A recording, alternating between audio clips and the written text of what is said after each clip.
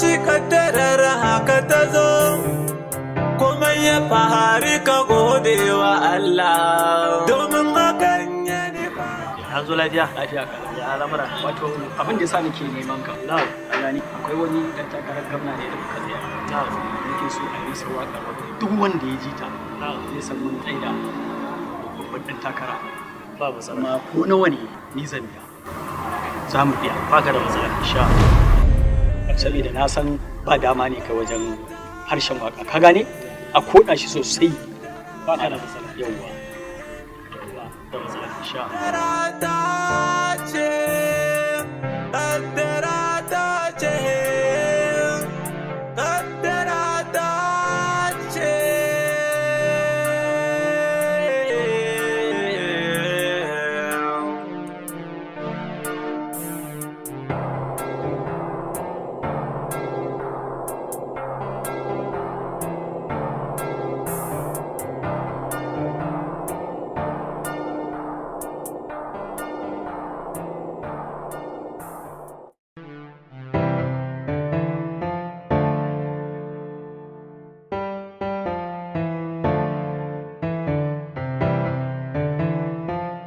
Kai mutumi na lokaci nake jira sai mun ci kowa a wajen nan na gaya ma.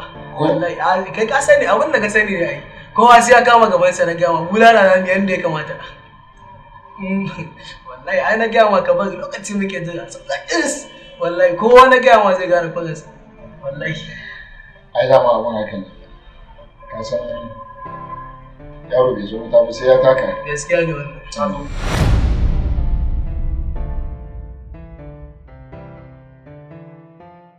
Nake zo da ɗan shege da gama kawai lokaci nake zo. Wallahi Allah. Isa? Allah malama tun azumi da take kashe wannan jini ta kashe. Wai wannan a wani daɗi ta ta damu mu ita. Shi ne ai na gaya ma gaba ɗaya abubuwa da ɗin ji kawai kin zo sai wani plan kike wuta. Ni kin bata mu. Isa?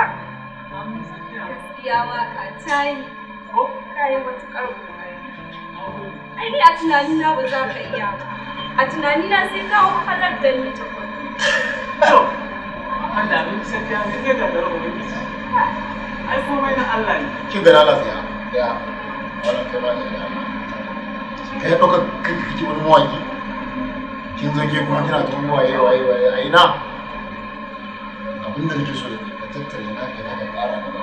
Noma ne kira ce ga amma ba za ka studio ba. Shi ne aka zo kan kawala ne. Ka tashi kawai ka koma can kawai ka ci gaba da noma kawai. Ya fi ma sauki. Amma wannan wahalar da mu kake kana da sabon din mu. Waka ta daɗi a ina wajen wanda ban sani ba kenan. Mu da muka san haka mu ai mun san me muka ji a cikin wakar ta sa. Ni abin da nake gani ya fi kyau da kai ka tattare na kai zaka ƙara gaba. Noma ita fi kyau da kai amma ba ta studio. Shi ne ya fi ma sauki dai kawai ka koma can ka ci gaba da ita ta fi dacewa da kai amma ka zo kina wani waye. Waka mu ne waka. Mun iya waka kuma duniya ta san mun iya kuma mu ake lokaci. Shine wannan waka ta sama ina wani daɗi wanda bai iya ba shine in yaji zai ce ta yi amma mu da muka iya harka mu alaji ya an ki azo kina mana. Gaskiya sani abin da kuke yi ba kwa kyautawa. Ko? Eh. Sai mu gida sani. Ai ita baiwa ce Allah ya riga ya bashi. Dama da ke da shi din da take so. Da ke da shi din da take so ne yake tattara da sai dama duk ɗaya. Abun nan ni ɗan koyo na yadda ɗan koyo ne kuma alhamdulillah haka ni ya min da yake saboda haka na gode.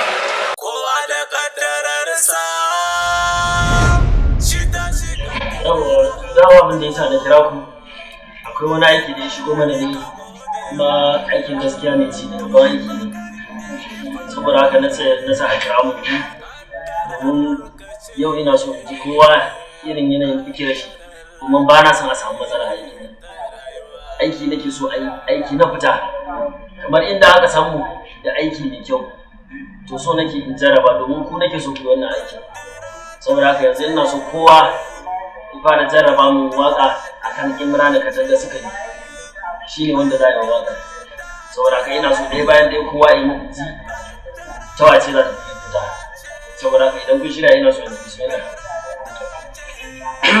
Talakawa gana ku mai share hawayenku Imran Katangar suka yi. Next. Zaɓin shi ne Imran Katangar sukari. Okay, to. Isaac. Bismillahirrahmanirrahim. Ina gwanin wani ganawa mai share hawayen talakawa. Mutan gari ga Imran Katangar sukari. Kai, gaskiya wannan yayi sosai kuma yayi mun yadda nake so. To shikenan ni ina ganin kamata a dauki na Isaac din. Tunda gaskiya nashin ya fi deserve da waƙar siyasa. Kuma ita ce wacce idan muka yi ina ganin ba za mu ji kunya ba. Kamar na Isaac zai. Ba wai dan wani abu saboda ina ganin aiki ne wanda yake na fitar da kai. Saboda haka ina ganin Isaac wannan kai za ka yi mana wannan aiki. Domin wannan baitin da kai yayi. Ba damuwa. Saboda haka sai a je a ci gaba da shiri. A shirya sosai domin wannan karen shi ne zan fara jarraba fikirarka. Kar ka samu damuwa. Kai dai kan ba da himma. Ka bai da kai. Kana sa wasa. Ba damuwa. Ka iya tsira.